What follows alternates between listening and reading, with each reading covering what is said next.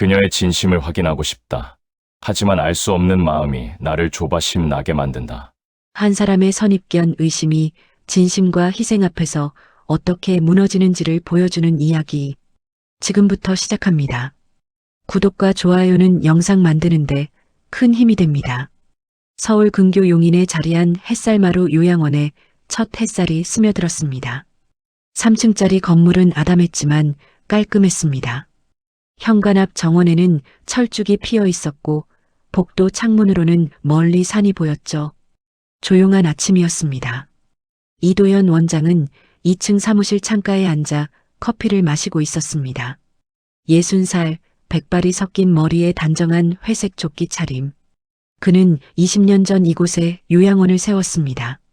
평생 병원에서 일하다 은퇴 후 노인들을 돌보기로 결심했죠. 하지만 오늘 아침 그의 표정은 평소와 달랐습니다. 창밖을 바라보는 눈빛에는 걱정이 서려 있었습니다. 미간이 좁혀져 있었고 커피잔을 든 손은 미세하게 떨렸죠. 오늘은 또 어떤 일이 생길까? 도연은 한숨을 쉬었습니다. 요즘 들어 마음이 편치 않았습니다. 요양원 운영도 순조로웠고 환자들도 안정적이었습니다. 문제는 손자 우성이었죠. 우성은 도연의 외동아들이 남긴 유일한 아들이었습니다. 아들은 10년 전 교통사고로 세상을 떠났고 며느리도 곧 재혼에 멀리 떠났습니다. 그 이후 도연이 우성을 홀로 키웠죠.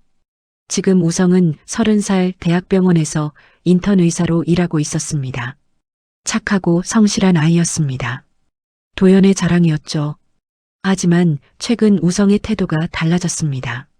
전화 통화가 줄었고 주말에 요양원에 오는 횟수도 적어졌습니다. 무엇보다 눈빛이 달랐습니다. 뭔가 숨기고 있는 듯한 눈빛이었죠. 무슨 일이 있는 건가? 도연은 커피잔을 내려놓았습니다. 창밖으로 해가 떠오르고 있었습니다. 복도에서 발소리가 들렸습니다. 아침 근무조 간병인들이 출근하는 소리였죠. 똑똑. 원장님 출근했습니다. 수간호사 김영숙의 목소리였습니다. 응, 들어와. 영숙이 들어왔습니다. 5년 전부터 이곳에서 일했습니다. 원장님, 오늘 신입 간병인 출근하는 날이에요. 아, 그렇지. 도연은 고개를 끄덕였습니다. 일주일 전 간병인 한 명이 갑자기 그만뒀습니다. 고향에 급한 일이 생겼다고 했죠. 도연은 급히 새 간병인을 구했습니다. 어떤 사람이지? 박세아라고 28살이에요. 간병사 자격증 있고 경력은 3년 정도 된다고 하더라고요. 응, 성실해 보이던데요. 면접 때 보니까 말투도 공손하고 환자들 대하는 태도도 좋았어요. 그래. 그럼 됐네. 도연은 다시 창밖을 바라봤습니다. 사실 그는 신입 간병인에게 큰 관심이 없었습니다.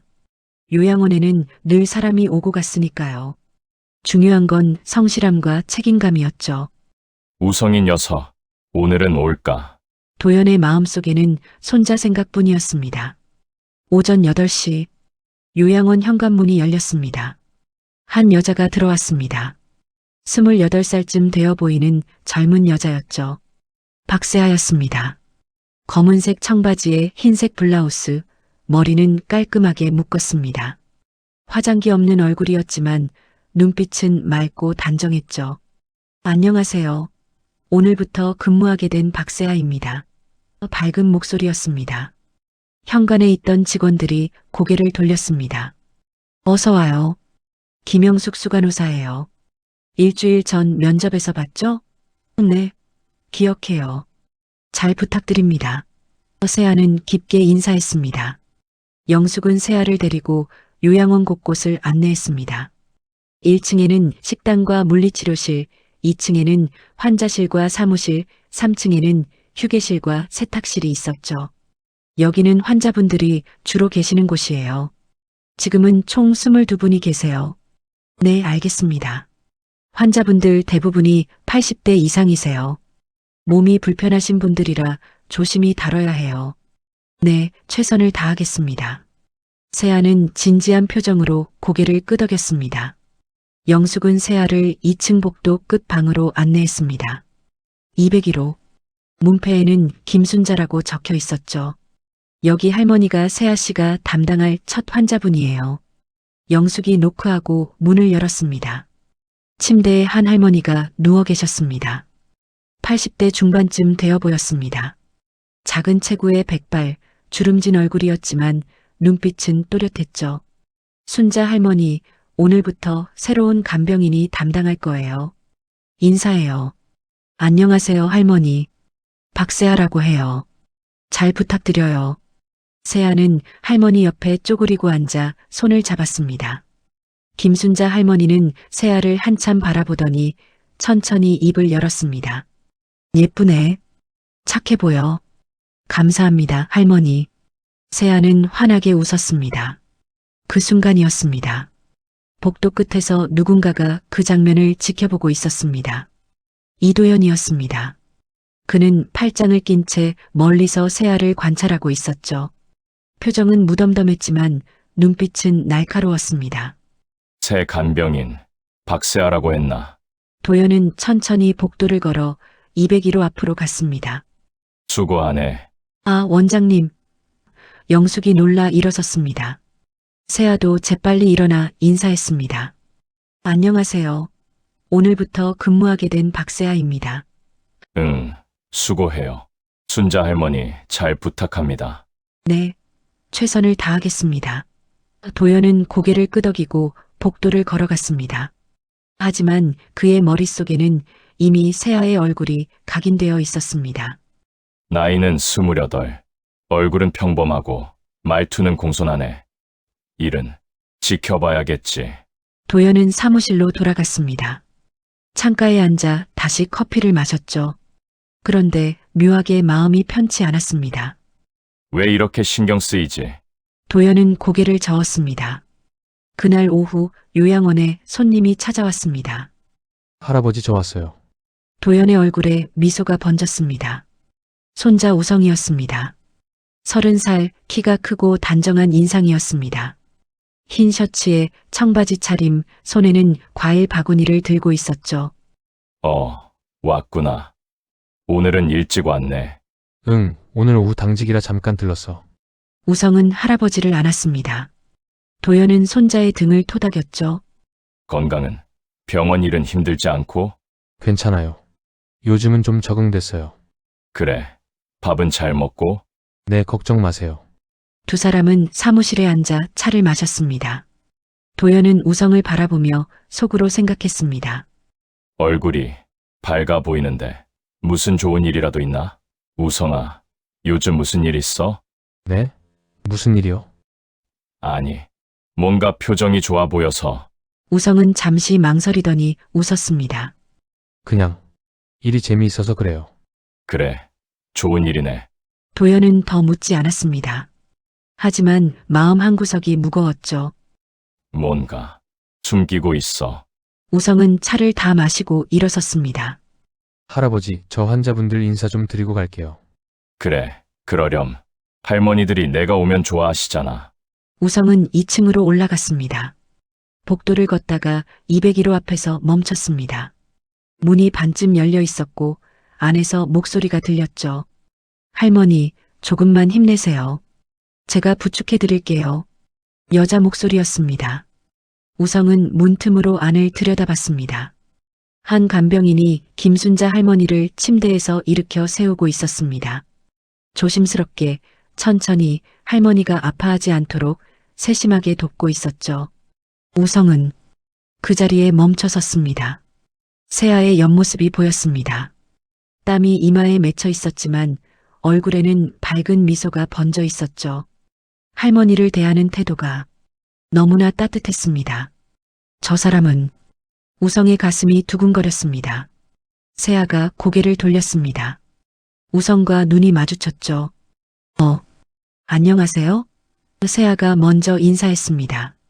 아, 안녕하세요. 저는 원장님 손자 최우성이라고 해요. 원장님 손자분이시군요. 오늘부터 근무하게 된 박세아입니다. 네, 반갑습니다. 두 사람은 잠시 서로를 바라봤습니다. 묘한 정적이 흘렀습니다. 우성은 가슴이 뛰는 걸 느꼈습니다. 세아도 뭔가 이상한 느낌이 들었죠. 저, 할머니 돌보시느라 힘드시죠? 아니에요, 괜찮아요. 할머니가 워낙 착하셔서요. 그래도 허리 조심하세요. 환자분 부축하다가 다치시는 분들 많거든요. 네, 감사합니다. 세아는 환하게 웃었습니다. 우성의 심장이 더 빠르게 뛰었습니다. 이 사람, 왜 이렇게 마음이 끌리지? 그날 저녁 도연은 사무실에서 서류를 정리하고 있었습니다. 창밖으로 해가 지고 있었습니다. 요양원은 조용했죠. 노크 소리가 들렸습니다. 할아버지 저, 가요. 우성이었습니다. 벌써 가니? 저녁은? 아니요, 병원에서 먹을게요. 당직이라서요. 그래, 조심해서 가거라. 우성은 문을 닫으려다 멈췄습니다. 할아버지, 응? 오늘 새로 오신 간병인분 박세아씨요. 도연의 손이 멈췄습니다. 서류에서 눈을 들어 손자를 바라봤죠. 왜? 아니, 그냥 열심히 일하시는 것 같아서요. 환자분들 대하는 게 정말 따뜻하더라고요. 그래, 네, 좋은 분 뽑으신 것 같아요. 우성은 웃으며 문을 닫았습니다. 도연은 그 자리에 앉아 있었습니다. 우성의 표정이 평소와 달랐습니다. 뭔가 설레는 듯한 밝은 표정이었죠. 설마. 도연의 미간이 좁혀졌습니다. 아니야, 그럴 리 없어. 오늘 처음 본 사람인데. 하지만 불안감은 쉽게 사라지지 않았습니다. 도연은 자리에서 일어나 창가로 갔습니다. 아래 주차장에서 우성이 차에 타는 게 보였죠. 차가 출발했습니다. 도연은 그 모습을 한참 지켜봤습니다. 우성이 녀석, 무슨 생각을 하고 있는 거야? 도연은 한숨을 쉬었습니다. 평생 사람을 봐온 그였습니다. 의사로 30년, 요양원 원장으로 20년. 수많은 사람을 만났고 관찰했죠. 그는 알았습니다. 우성의 눈빛이 평범한 게 아니라는 걸. 혹시 박세아에게 관심이 있는 건가? 도연은 고개를 저었습니다. 아니야, 너무 빨리 판단하는 거야. 하지만 마음속 불안은 점점 커져갔습니다. 일주일이 지났습니다. 그 일주일 동안 우성은 거의 매일 요양원에 들렀습니다. 할아버지 잠깐 들렀어요. 할아버지 과일 사왔어요. 할아버지 오늘 일찍 끝나서 왔어요. 도연은 처음에는 기뻤습니다. 손자가 자주 오니 좋았죠. 하지만 금방 알아챘습니다. 우성이 요양원에 올 때마다 2층으로 올라갔습니다. 환자들에게 인사한다는 명목이었지만 사실은 201호 앞을 서성였죠. 박세아가 있는 곳이었습니다. 도연은 멀리서 그 모습을 지켜봤습니다.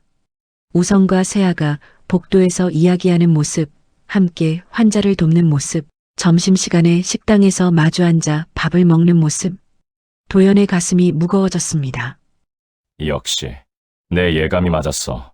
일주일 후 일요일 오후였습니다. 우성이 사무실로 들어왔습니다. 평소와 달리 표정이 진지했습니다. 할아버지 할 말이 있어요. 도연은 책을 덮었습니다. 손자를 바라봤죠. 말해봐. 우성은 깊게 숨을 들이쉬었습니다. 저, 박세아 씨를 좋아해요. 정적이 흘렀습니다. 도연의 표정이 굳었습니다. 뭐라고? 박세아 씨를? 저, 진심으로 좋아해요. 우성아, 도연의 목소리가 낮아졌습니다. 겨우 일주일 알았는데 무슨 소리냐? 일주일이지만 충분했어요. 세아 씨는 정말 좋은 사람이에요. 좋은 사람. 도연이 비웃었습니다. 좋은 게 뭐가 중요하냐? 너는 의사고 그 사람은 간병인이야. 그게 왜 문제예요? 우성의 목소리가 높아졌습니다. 직업이 뭐가 중요한데요? 세아 씨는 환자들한테 진심으로 다가가는 사람이에요. 그것만으로도 충분하잖아요. 충분하지 않아. 도연이 단호하게 말했습니다. 우성아, 너는 아직 어려. 세상을 몰라. 사람은 조건과 신분이 맞아야 해. 할아버지, 우성의 눈에 눈물이 고였습니다. 할아버지는 왜 그렇게 사람을 조건으로만 보세요? 세아 씨는 정말 좋은 사람이에요. 내 말을 들어. 도연은 자리에서 일어났습니다. 박세아와 관계를 끊어라. 지금 당장. 싫어요. 뭐, 저는 세아 씨를 포기할 수 없어요. 우성은 눈물을 닦으며 사무실을 나갔습니다. 도연은 그 자리에 멈춰 섰습니다. 가슴이 답답했습니다. 우성과의 충돌 이후 도연과 우성은 냉전에 들어갔습니다. 우성은 요양원에 오지 않았습니다. 전화도 받지 않았죠. 도연은 답답했습니다. 하지만 먼저 연락하고 싶지 않았습니다. 내가 틀린 게 아니야. 우성이가 정신을 차려야 해. 사흘째 되던 날 도연은 수간호사 김영숙을 불렀습니다. 영숙 씨, 박세아 어때? 네. 세아 씨요? 아주 잘해요. 환자분들도 좋아하시고 성실하고. 다른 건 다른 거요? 도연은 망설이다 물었습니다. 우성이랑 뭔가 있어 보이던가? 영숙은 잠시 생각하더니 조심스럽게 말했습니다. 글쎄요. 저도 그 생각은 했어요.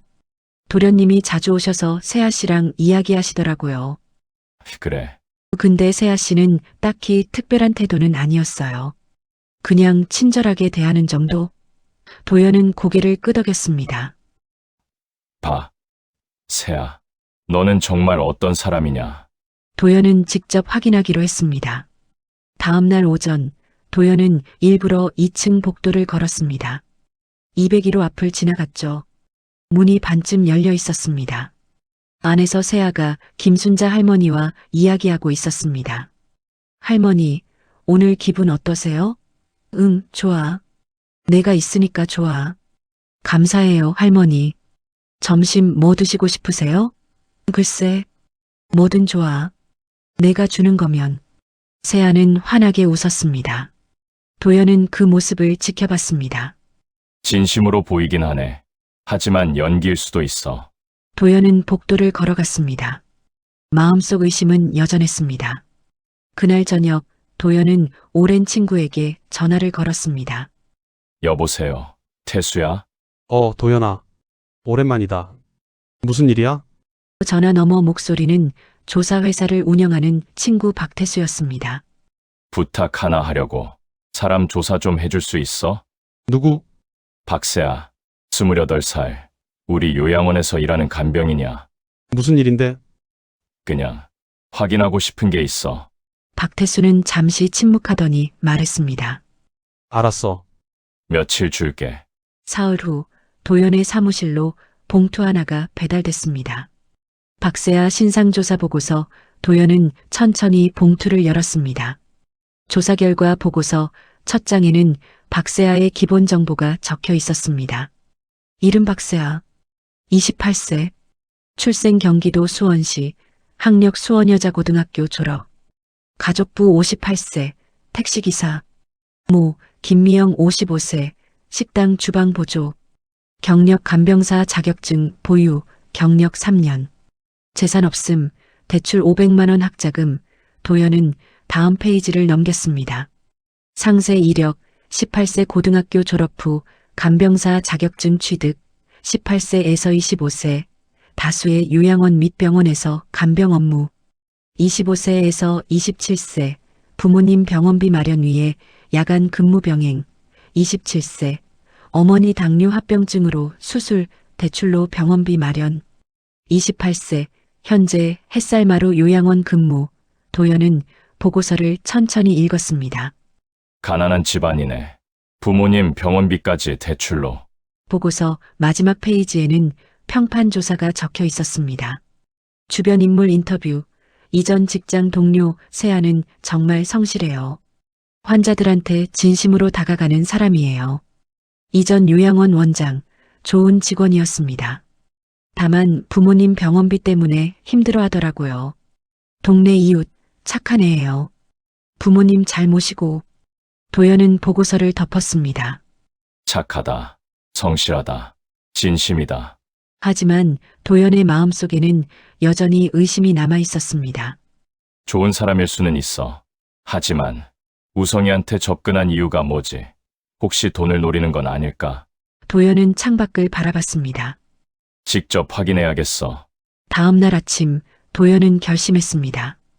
박세아의 진짜 모습을 보려면 내가 직접 시험해봐야 해. 도연은 계획을 세웠습니다. 자신이 가난한 노인으로 변장해서 요양원에 오는 것이었습니다. 그리고 박세아가 자신을 어떻게 대하는지 관찰하는 거죠. 가난하고 초라한 노인을 어떻게 대하는지 보면 그 사람의 진짜 모습을 알 수 있어. 도연은 집에서 오래된 옷을 꺼냈습니다. 낡은 회색 점퍼, 구멍난 운동화, 때 묻은 바지. 욕실 거울 앞에 섰습니다.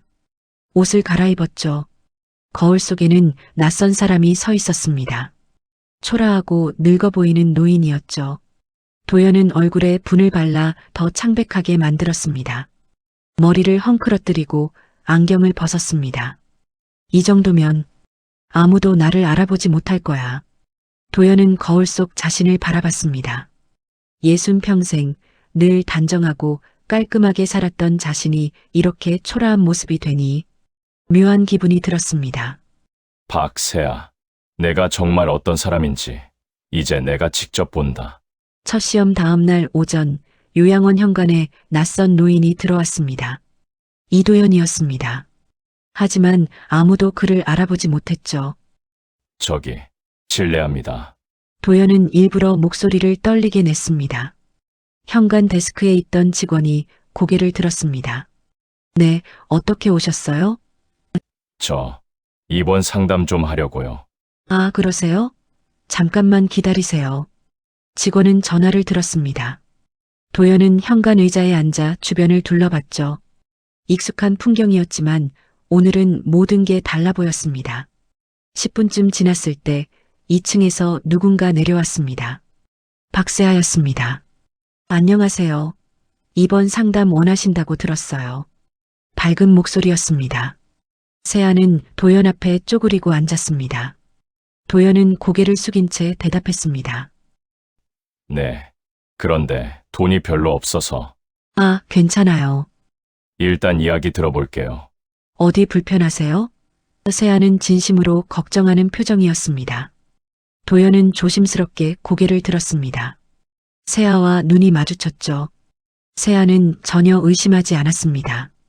그저 한 명의 환자 보호자로만 봤습니다. 허리가 아프고 다리도 불편해서요. 그러시구나.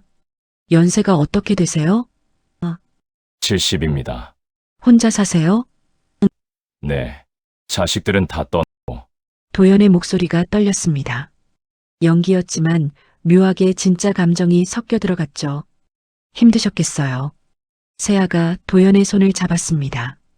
괜찮아요. 여기 오시면 저희가 잘 돌봐드릴게요.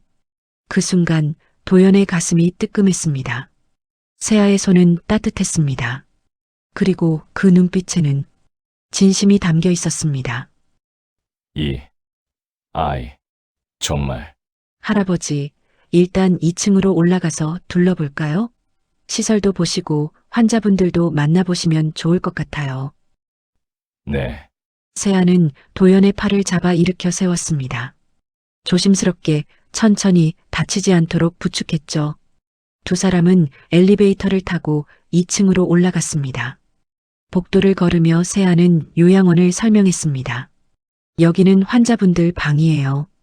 모두 깨끗하고 침대도 편해요. 그렇군요. 식사는 하루 세끼 제공되고 간식도 나와요. 영양사가 따로 계셔서 건강식으로 준비해드려요. 세아의 설명은 친절하고 자세했습니다. 도연은 세아를 관찰했습니다. 진심으로 보이는데 정말일까? 201호 앞을 지나갈 때였습니다. 여기는 김순자 할머니가 계세요. 제가 담당하는 분이시죠. 할머니, 손님 오셨어요. 세아가 문을 열고 들어갔습니다. 도연도 따라 들어갔죠. 김순자 할머니가 침대에 앉아 계셨습니다. 어머, 누구세요? 할머니, 입원 상담 오신 분이에요. 아, 그래요? 여기 좋아요. 세아가 잘 돌봐줘요. 할머니는 환하게 웃었습니다. 도연은 그 모습을 지켜봤습니다. 세아와 할머니의 관계가 너무나 자연스러웠습니다. 진심이 느껴졌죠. 이 아이는 정말 좋은 사람인가? 도연의 마음이 흔들리기 시작했습니다. 도연은 사흘 동안 변장한 채 요양원을 관찰했습니다. 직원들은 그를 입원을 고민하는 보호자 정도로만 여겼습니다. 2층을 돌아다니며 환자들을 만나보고 식당에서 식사를 하고 복도 벤치에 앉아 있었죠. 그 사흘 동안 도연이 가장 집중해서 본 사람은 박세아였습니다. 세아는 매일 아침 7시에 출근했습니다. 환자들이 깨기 전에 먼저 와서 복도를 정리하고 침대 시트를 확인했죠. 점심시간이 되면 환자들의 식사를 직접 챙겼습니다. 숟가락질이 불편한 할머니에게는 직접 떠서 입에 넣어드렸고 식욕이 없는 할아버지에게는 이야기를 나누며 조금씩 먹도록 격려했습니다. 오후에는 환자들과 산책을 나갔습니다. 휠체어를 밀고 1층 정원을 천천히 걸으며 꽃 이름을 알려주고 함께 노래를 불렀죠.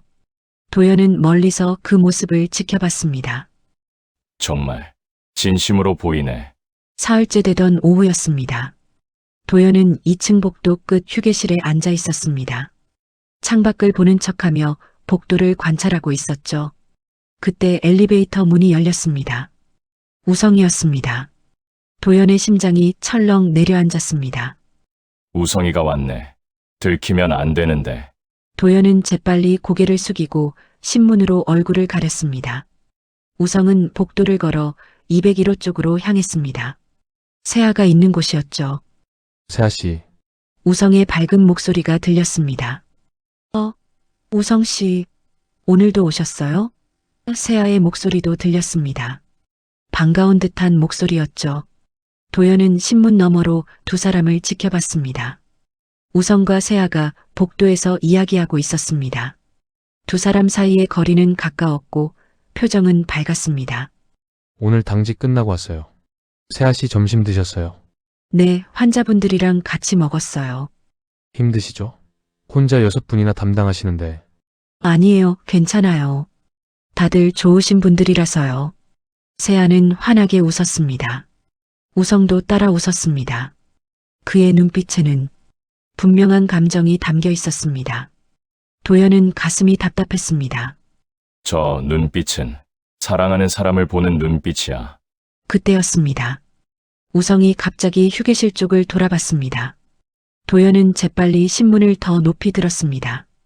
온몸이 긴장됐죠. 저기 할아버지, 혹시 누구시지? 우성이 세아에게 물었습니다. 아, 이번 상담 오신 분이에요. 사흘째 계시는데 아직 결정을 못 하신 것 같아요. 그러시구나. 우성은 휴게실 쪽으로 몇 걸음 걸어왔습니다. 도연의 심장이 빠르게 뛰었습니다. 들키면 안 돼. 안 돼. 우성 씨, 저 할머니 약 드릴 시간이에요. 같이 가실래요? 세아가 우성의 팔을 잡았습니다. 아내, 우성은 세아를 따라 201호로 들어갔습니다. 도연은 그제야 숨을 내쉬었습니다. 등에서 식은땀이 흘렀죠. 위험했어. 하지만 도연은 확실히 알았습니다. 우성과 세아의 관계가 단순한 호감을 넘어섰다는 걸. 그날 저녁 도연은 변장을 풀고 집으로 돌아갔습니다. 머릿속이 복잡했습니다. 세아는 분명 좋은 사람이었습니다.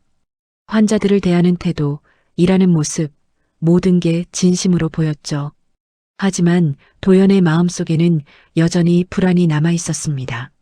좋은 사람이라고 해서 우성이랑 맞는 건 아니야. 신분 차이가 너무 커. 다음 날 아침 도연은 우성에게 전화를 걸었습니다. 우성아, 오늘 저녁에 집으로 와라. 할 이야기가 있다. 네, 우성의 목소리는 차가웠습니다. 저녁 7시 우성이 도연의 집에 왔습니다. 도연은 용인의 작은 아파트에 혼자 살고 있었습니다. 요양원과 가까워서 편했죠. 우성은 현관문을 열고 들어왔습니다. 표정은 굳어 있었습니다. 앉아라. 도연이 거실 소파를 가리켰습니다. 우성은 말없이 앉았습니다. 두 사람 사이에는 무거운 침묵이 흘렀죠.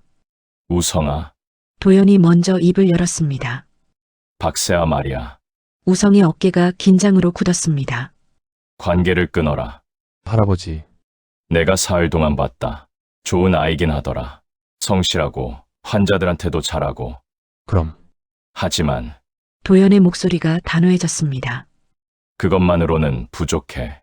너는 의사고 그 아이는 간병인이야. 신분이 맞지 않아. 신분이요? 우성의 목소리가 떨렸습니다. 할아버지, 지금이 무슨 조선시대예요? 무슨 신분 타령을? 조선시대가 아니라도 현실은 있다. 도연이 소리쳤습니다. 우성아, 너는 아직 몰라. 결혼은 사랑만으로 되는 게 아니야. 집안, 학벌, 경제력, 다 맞아야 해. 세아 씨는 착한 사람이에요. 착한 것과 결혼은 다른 문제야. 왜요? 우성도 소리쳤습니다. 평생 할아버지에게 소리를 질러본 적이 없었는데 오늘은 참을 수 없었습니다. 왜 착한 게 중요하지 않아요? 세아 씨는 환자분들한테 진심으로 다가가요. 돈도 없고 힘든 사람들한테도 똑같이 대해요. 그게 중요한 거 아니에요. 우성아, 할아버지는 의사셨잖아요. 환자들 돌보는 게 얼마나 힘든지 아시잖아요. 세아 씨는 그 일을 진심으로 하는 사람이에요. 우성의 눈에서 눈물이 흘렀습니다. 저는 세아 씨를 사랑해요. 처음으로, 진심으로 사랑하는 사람이에요. 도연은 말문이 막혔습니다. 손자의 눈물을 보는 게 너무 아팠습니다. 우성아, 할아버지가 뭐라고 하셨든, 저는 세아 씨와 함께 할 거예요. 우성은 눈물을 닦으며 일어섰습니다. 실망하셨다면, 죄송해요. 우성은 현관문을 열고 나갔습니다. 문이 쾅 닫혔죠. 도연은 그 자리에 혼자 남았습니다. 거실은 조용했습니다. 벽시계의 초침 소리만 울렸죠. 도연은 천천히 소파에 주저앉았습니다. 가슴이 너무 아팠습니다. 다음 날 요양원은 평소처럼 조용했습니다. 하지만 세아는 뭔가 이상함을 느꼈습니다. 우성이 사흘째 오지 않았습니다. 평소에는 거의 매일 들렀는데 갑자기 연락이 끊겼죠. 전화도 받지 않았습니다. 세아는 불안했습니다. 무슨 일이 있는 걸까? 오후 3시쯤 세아는 휴게실에서 잠깐 쉬고 있었습니다. 창밖을 보며 우성을 생각하고 있었죠. 그때 뒤에서 목소리가 들렸습니다. 세아 씨, 깜짝 놀라 돌아보니 도연이 서 있었습니다. 아, 원장님. 세아는 재빨리 일어났습니다. 앉아요. 잠깐 이야기 좀 하죠. 도연의 목소리는 평소보다 무거웠습니다. 세아는 다시 앉았습니다. 가슴이 두근거렸죠. 도연은 세아 맞은편에 앉았습니다. 세아 씨, 우성이랑 무슨 사이죠? 세아의 얼굴이 창백해졌습니다. 그게 솔직하게 말해요. 나도 다 알고 있어요. 세아는 고개를 숙였습니다. 손을 꼭 쥐었죠. 죄송해요, 원장님. 뭐가 죄송한가요? 제가 우성 씨를 좋아하게 됐어요. 처음에는 그냥 친절하게 대하려고 했는데 자꾸 마음이 가서 세아의 목소리가 떨렸습니다. 하지만 저도 알아요. 제가 우성 씨랑 안 맞는다는 거. 왜 그렇게 생각하죠? 저는 고졸이고 간병인이고 집안도 가난해요. 우성 씨는 의사시고 좋은 집안 손자시고. 세아의 눈에서 눈물이 흘렀습니다. 저도 알아요. 이러면 안 된다는 거. 근데 마음을 어떻게 해요? 도연은 세아를 바라봤습니다. 세아는 고개를 숙인 채 울고 있었습니다. 어깨가 떨렸죠. 세아 씨, 도연의 목소리가 조금 부드러워졌습니다. 우성이를 왜 좋아하게 됐죠? 세아는 눈물을 닦으며 천천히 말했습니다. 처음에는 그냥 친절한 분인 줄 알았어요. 환자분들한테 잘 대해주시고 저한테도 존중해주시고. 세아는 잠시 말을 멈췄습니다. 그런데 어느 날 김순자 할머니가 밤에 갑자기 아프셨어요. 제가 혼자서 할머니 돌보느라 정신없었는데 세아의 목소리가 더 떨렸습니다. 우성 씨가 당직이었는데 전화 한 통에 달려오셨어요. 새벽 2시에. 그리고 할머니 진찰해 주시고 병원 연락해 주시고 저까지 챙겨주셨어요. 도연은 조용히 들었습니다. 그때 알았어요. 우성 씨가 정말 따뜻한 사람이라는 걸. 환자를 진심으로 대하는 의사라는 걸. 세아는 얼굴을 가렸습니다.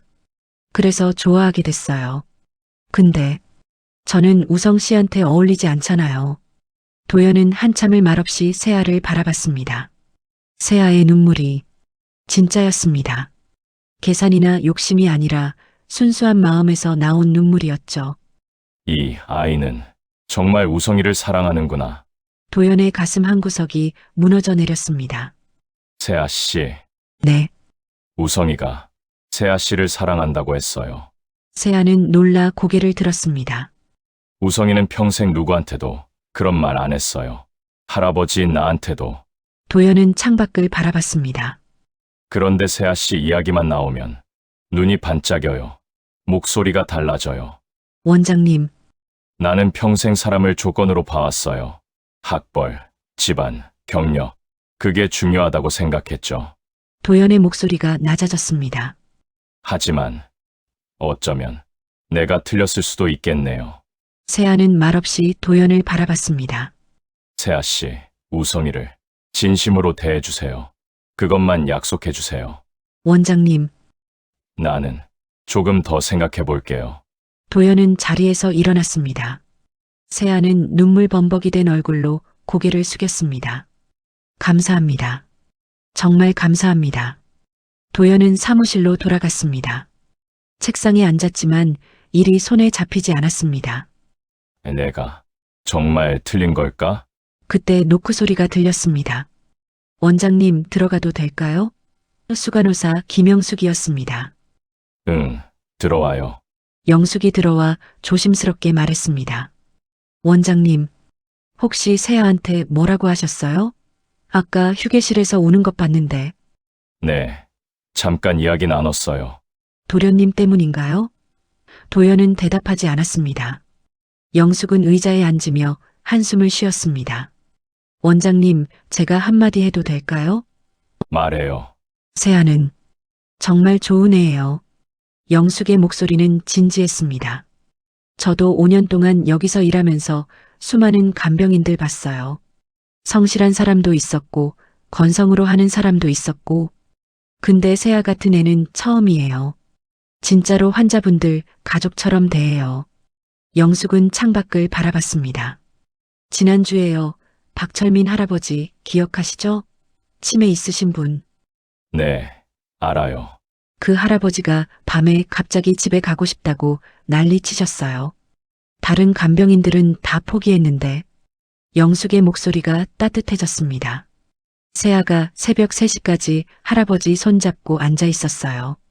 할아버지 옛날 이야기 들어드리고 노래 불러드리고 그렇게 달래서 재웠어요. 도연은 놀랐습니다. 그런 일이 있었어? 네. 그런 일이 한두 번이 아니에요. 세아는 돈 때문에 이 일하는 게 아니에요. 진심으로 어르신들 돌보고 싶어서 하는 거예요. 영숙은 도연을 바라봤습니다. 원장님, 저는 잘 모르겠지만 도련님이 세아를 좋아하신다면 그건 도련님이 사람 보는 눈이 있다는 거예요. 도연은 말없이 고개를 끄덕였습니다. 영숙이 나간 후 도연은 혼자 앉아 있었습니다. 모두가 세아를 좋아하네. 오후 5시쯤 도연은 2층을 걸었습니다. 복도에서 환자 가족 한 분을 만났습니다. 이숙자 할머니의 딸이었죠. 원장님, 안녕하세요. 아, 숙자 할머니 딸분. 어머님 뵈러 오셨어요? 네, 오늘 생신이셔서요. 아, 그렇군요. 그런데 원장님, 딸분이 환하게 웃었습니다. 박세아 간병사님, 정말 좋으시네요. 어머니가 세아 씨 이야기만 하세요.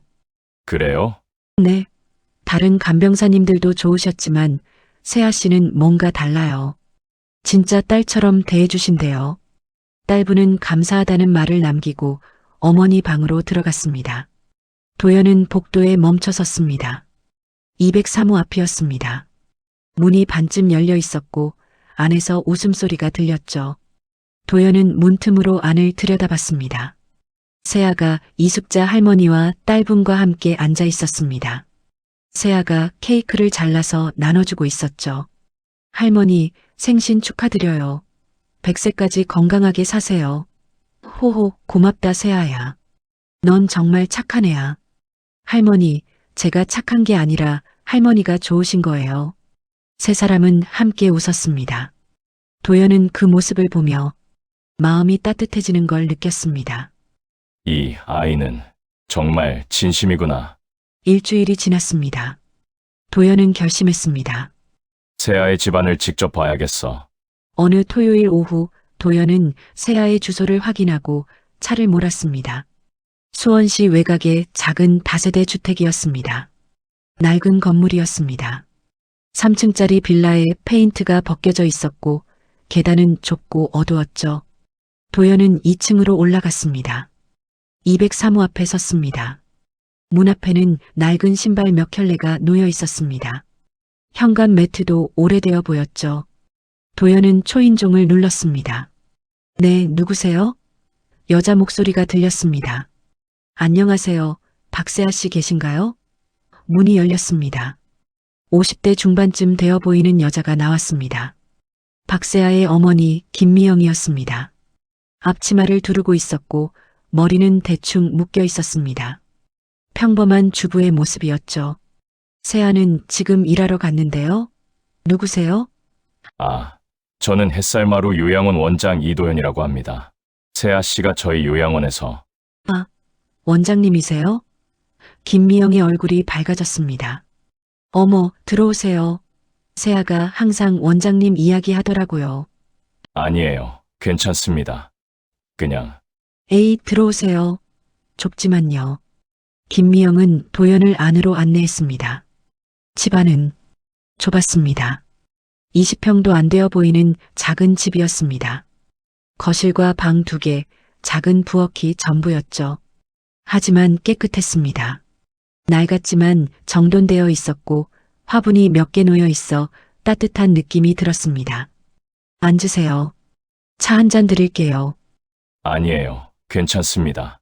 에이, 그래도. 김미영은 부엌으로 가서 보리차를 따라왔습니다. 도연은 거실 소파에 앉았습니다. 소파는 낡았지만 깨끗한 덮개가 씌워져 있었죠. 벽에는 가족 사진이 몇 장 걸려 있었습니다. 어린 세아와 부모님이 함께 찍은 사진들이었죠. 원장님, 저희 세아가 일 잘하나요? 김미영이 걱정스러운 얼굴로 물었습니다. 네, 아주 잘합니다. 환자분들이 모두 세아 씨를 좋아하세요. 다행이다. 세아가 워낙 성실한 애라서요. 어릴 때부터 말 안 시켜도 알아서 하는 애예요. 김미영의 목소리에는 자랑스러움이 묻어났습니다. 세아 아버지는요? 아, 지금 택시 운전 중이에요. 저녁 늦게 들어올 거예요. 그러시군요. 도연은 주변을 둘러봤습니다. 집은 가난했지만 따뜻했습니다. 가족의 온기가 느껴졌죠. 원장님 혹시 김미영이 조심스럽게 말했습니다. 세아가 무슨 실수라도 했나요? 갑자기 오셔서 아니에요. 전혀요. 도연은 웃었습니다. 그냥 세아 씨가 워낙 열심히 일해서 부모님께 인사드리고 싶었어요. 어머, 감사합니다. 김미영의 눈에 눈물이 고였습니다. 세아가 힘들게 컸어요. 어릴 때 저희 형편이 안 좋아서 대학도 못 보내고 김미영은 눈물을 닦았습니다. 그래도 세아는 한 번도 불평 안 했어요. 오히려 저희 걱정하고 일해서 돈 벌어오고 훌륭한 딸을 두셨네요. 감사합니다. 정말 감사합니다. 도연은 한참을 김미영과 이야기를 나눴습니다. 세아가 어릴 때 이야기, 고등학교 때 이야기, 간병사가 되기로 결심한 이야기. 김미영은 딸 자랑을 아끼지 않았습니다. 도연은 집을 나서며 확신했습니다. 이 집안은 가난하지만 따뜻하구나. 다음 주 월요일 요양원에 긴장감이 흘렀습니다. 세아는 평소처럼 일했지만 마음은 불안했습니다. 우성이 2주일째 오지 않았습니다. 전화도 연락도 없었죠. 우성 씨, 무슨 일이 있는 걸까? 오후 3시쯤 요양원 현관에 손님이 왔습니다. 실례합니다. 여자 목소리였습니다. 현관 직원이 고개를 들었습니다. 네, 어떻게 오셨어요? 박세아 씨 계신가요? 세아 씨요? 잠깐만요. 직원은 내선 전화를 들었습니다. 2층에 있던 세아가 내려왔습니다. 현관에 한 여자가 서 있었습니다. 50대 초반쯤 되어 보이는 여자였습니다. 고급스러운 옷차림에 명품 가방을 들고 있었죠. 세아는 처음 보는 얼굴이었습니다. 저, 누구세요? 박세아 씨죠. 저는 최우성의 이모 정선이라고 해요. 세아의 얼굴이 창백해졌습니다. 우성 씨, 네. 잠깐 이야기 좀 할 수 있을까요? 네. 두 사람은 요양원 밖 벤치에 앉았습니다. 정선이는 세아를 위아래로 훑어봤습니다. 눈빛은 차가웠죠. 세아 씨, 우리 우성이랑 무슨 사이죠? 저희는 솔직하게 말해요. 알아요, 다. 세아는 고개를 숙였습니다. 저희는 서로 좋아해요. 좋아한다고? 정선이가 비웃었습니다. 세아 씨, 현실을 봐요. 우성이는 의사예요. 서울대 의대 나온 인턴 의사. 집안도 좋고 앞날도 밝은 애죠. 근데 세아 씨는? 고졸의 간병인. 부모님은 택시기사하고 식당 일하시고. 이게 맞는 조합이라고 생각해요? 세아의 눈에서 눈물이 흘렀습니다. 저도 알아요. 제가 우성 씨한테 어울리지 않는다는 거. 알면서 왜 매달려요? 정선이의 목소리가 날카로워졌습니다. 돈이에요. 우성이 집안이 좋으니까. 의사 부인 되고 싶어서. 아니에요. 세아가 고개를 들었습니다. 저는 그런 거 생각 안 했어요. 우성 씨가 의사인지도 처음에 몰랐고. 그럼 뭐예요? 사랑. 정선이는 코웃음을 쳤습니다. 사랑만으로 결혼해요? 세상이 그렇게 만만한 줄 알아요? 세아는 대답할 수 없었습니다. 세아 씨, 정선이는 가방에서 봉투 하나를 꺼냈습니다. 여기 1,000만 원 있어요. 이거 받고 우성이한테서 떠나요. 세아는 놀라 봉투를 바라봤습니다. 저는 2,000만 원? 3,000만 원? 얼마면 떠날 거예요? 그런 게 아니에요. 세아는 울먹였습니다. 저는 우성 씨를 진심으로 좋아해요. 돈 때문이 아니에요. 그럼 증명해봐요. 정선이는 차갑게 말했습니다. 떠나요. 우성이 인생 망치지 말고. 정선이는 봉투를 벤치에 놓고 떠났습니다. 세아는 그 자리에 남아 울었습니다. 그날 저녁 도연은 우성에게 전화를 받았습니다. 할아버지 이모가 세아한테 갔다고요. 우성의 목소리는 분노로 떨리고 있었습니다. 우성아, 왜 이모한테 말씀하셨어요? 왜 세아한테 돈을 주려고 했어요? 나는 이모한테 말한 적 없어. 그럼 이모가 어떻게 알았어요? 우성아, 진정해. 진정할 수 없어요. 우성은 울고 있었습니다. 세아가 울면서 전화했어요. 자기는 우성 씨한테 어울리지 않는다고 헤어지자고. 우성아, 할아버지 때문이에요. 할아버지가 세아를 의심해서 조사해서 이모한테까지 말해서 세아가 상처받은 거예요. 도연은 가슴이 무너지는 것 같았습니다. 우성아, 내가 잘못 생각한 것 같다. 이제 와서 무슨 우성아, 잘 들어. 도연의 목소리가 진지해졌습니다. 나는 평생 사람을 조건으로 봤어. 학벌, 집안, 경력. 그게 중요하다고 생각했지. 하지만 세아를 보면서 내가 틀렸다는 걸 알았어. 진심이 가장 중요한 거더라. 할아버지, 우성아, 세아를 데려와. 내가 직접 사과할게. 우성은 한참을 말이 없었습니다. 정말이에요. 응, 할아버지가 잘못했다. 다음 날 도연은 세아의 집을 다시 찾았습니다. 우성과 함께였습니다. 세아도 있었습니다. 어머니 김미영도 있었고 아버지 박철수도 집에 있었습니다. 5사람은 좁은 거실에 앉았습니다. 분위기는 무거웠습니다. 세아, 어머님, 아버님, 도연이 먼저 입을 열었습니다.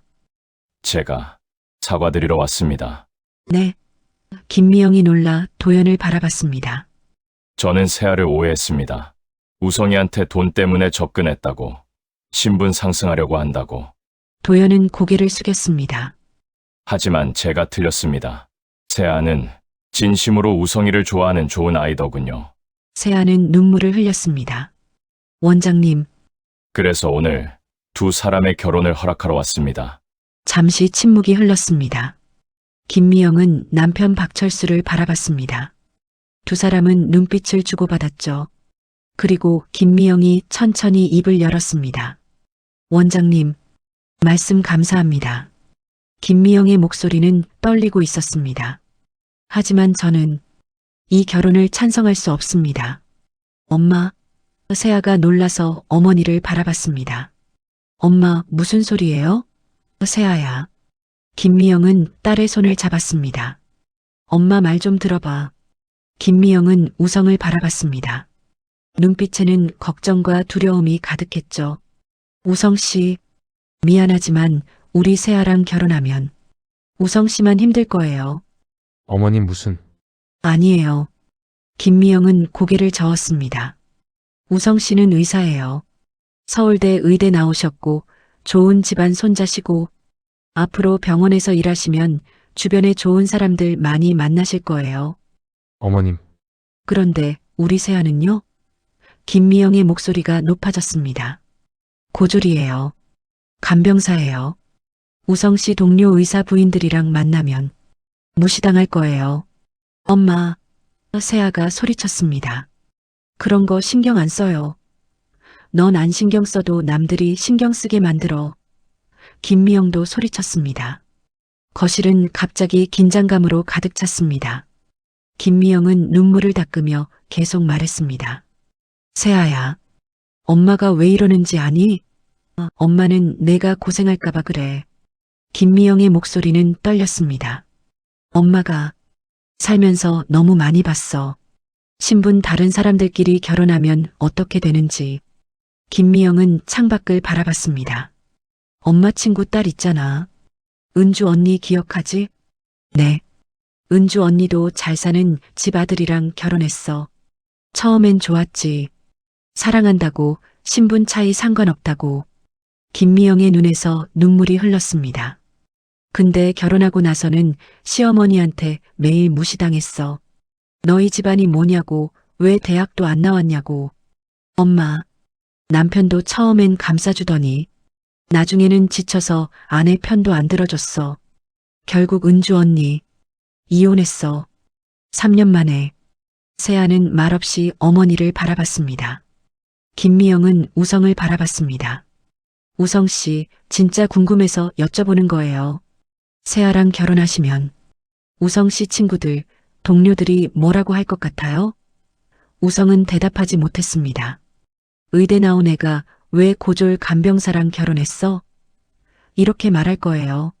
안 그래요? 어머님, 저는 신경 안 씁니다. 우성 씨는 안 써도 세아가 신경 써요. 김미영의 목소리가 높아졌습니다. 우리 세아가 우성 씨 친구 만날 때마다, 병원 사람들 만날 때마다 주눅 들고 눈치 보고 그렇게 살 거예요. 엄마, 나는 넌 지금은 괜찮다고 생각하지. 김미영은 딸을 바라봤습니다. 근데 세아야, 그게 1년, 2년, 10년 계속되면 넌 견딜 수 있어? 세아는 대답하지 못했습니다. 김미영은 도연을 바라봤습니다. 원장님도 마찬가지예요. 어머님, 원장님은 좋은 분이세요. 우리 세아 인정해 주시고 결혼 허락해 주시러 오시고. 김미영은 고개를 숙였습니다. 하지만 원장님 주변 사람들은요? 원장님 친구분들은 뭐라고 하실 것 같아요? 손자가 왜 간병사랑 결혼했대? 이렇게 말할 거예요.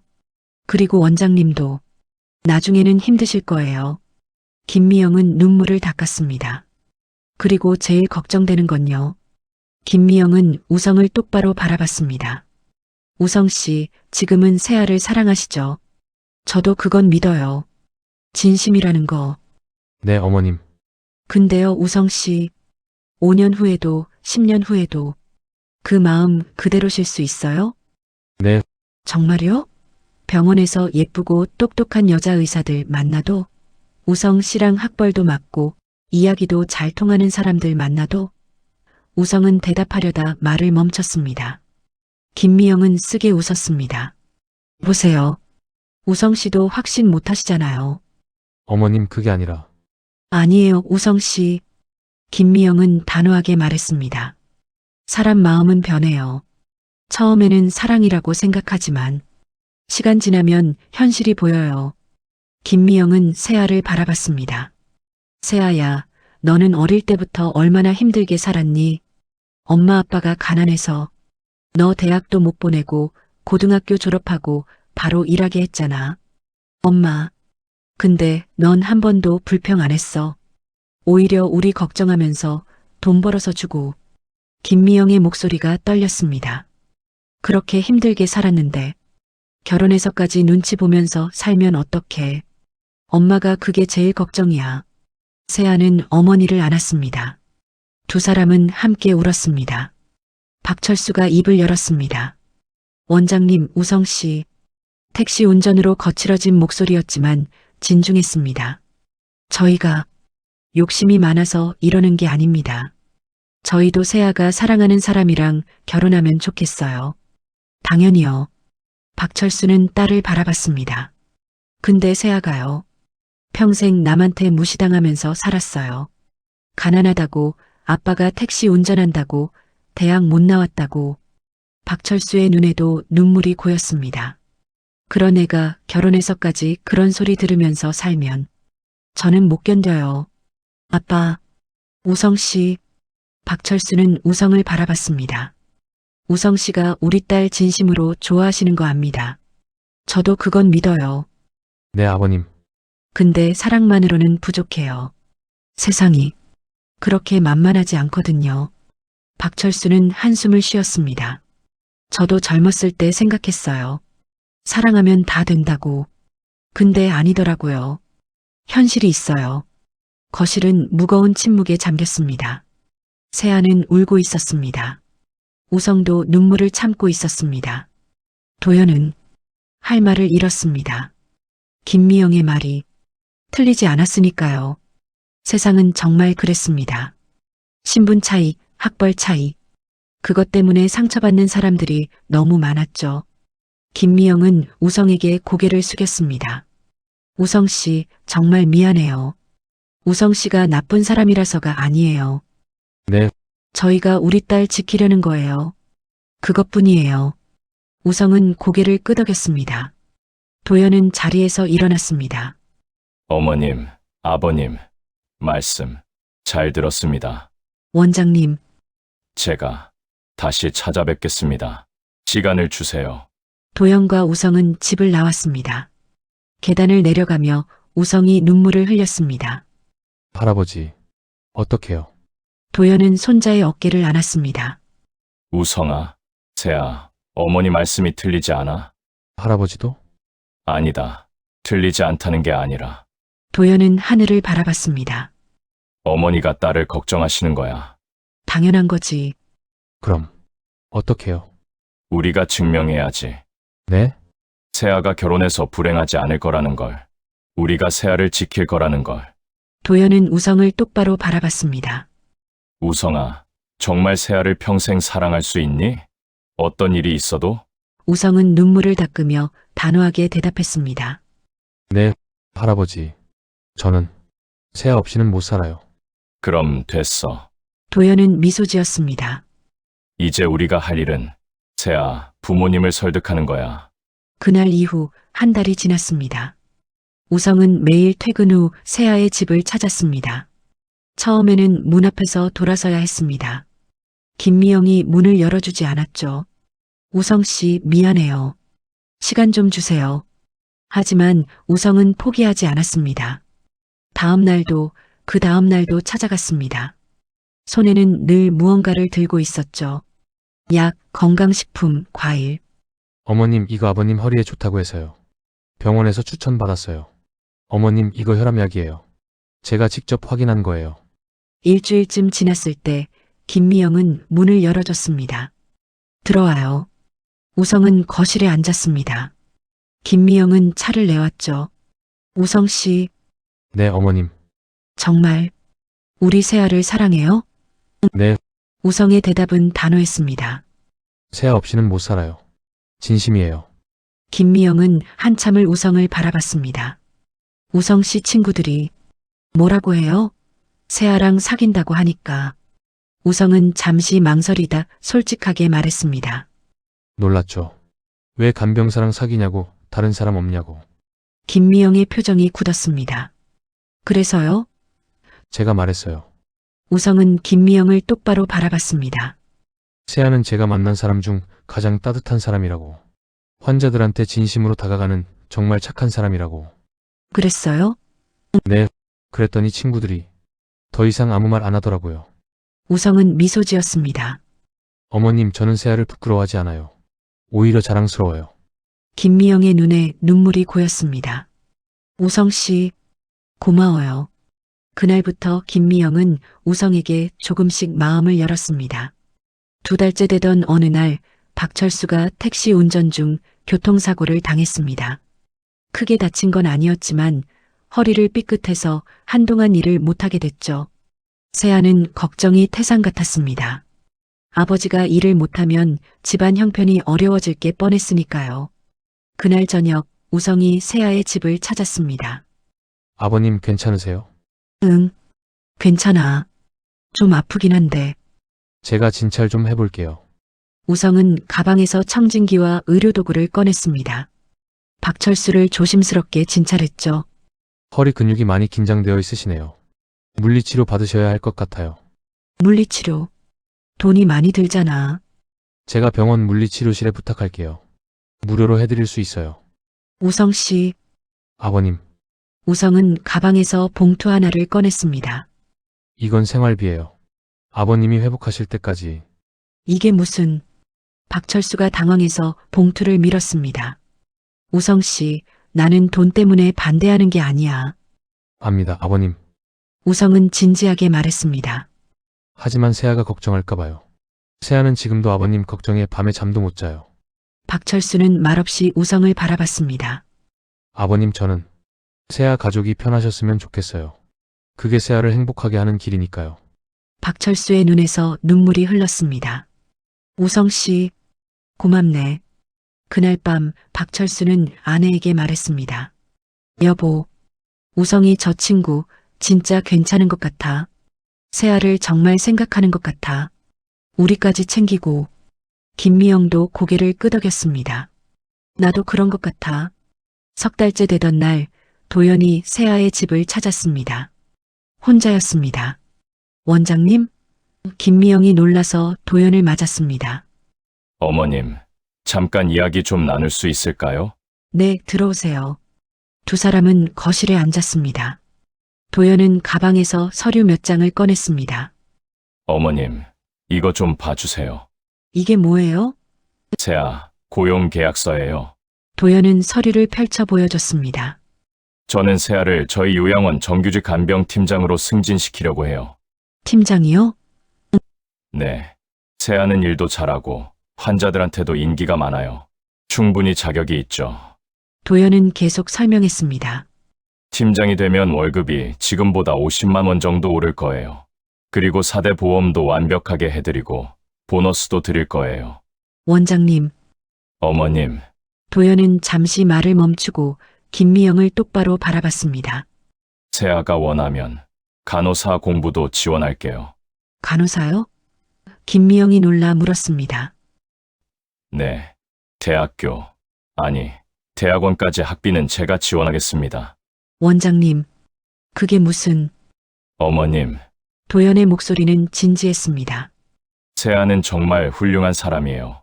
간병사로도 훌륭하지만 더 큰 꿈을 가질 자격이 있어요. 도연은 미소 지었습니다. 세아가 간호사가 되면 간병사로 일할 때보다 더 많은 환자들을 도울 수 있어요.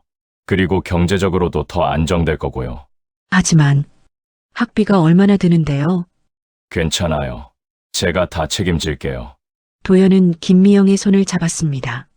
세아는 우성이의 아내가 될 사람이에요. 그러면 제 손녀나 마찬가지죠. 손녀 공부시키는 건 할아버지로서 당연한 일 아니겠어요? 김미영의 눈에서 눈물이 쏟아졌습니다. 원장님, 정말 감사합니다. 감사할 것 없어요. 도연은 창밖을 바라봤습니다. 어머님 걱정, 제가 합니다. 세아가 결혼해서 무시당할까봐, 눈치 보면서 살까봐 걱정하시는 거죠? 네, 그래서 제가 이렇게 지원하는 거예요. 세아가 간호사가 되면 우성이와도 더 잘 어울릴 거예요. 같은 의료계 종사자로서 말이죠. 도연은 김미영을 바라봤습니다. 그리고 무엇보다 세아가 자신감을 가질 수 있을 거예요. 누구 앞에서도 당당할 수 있을 거고요. 김미영은 한참을 울었습니다. 원장님, 저희가 너무 걱정만 한 건가요? 아니에요. 부모님이 걱정하시는 게 당연하죠. 도연은 미소 지었습니다.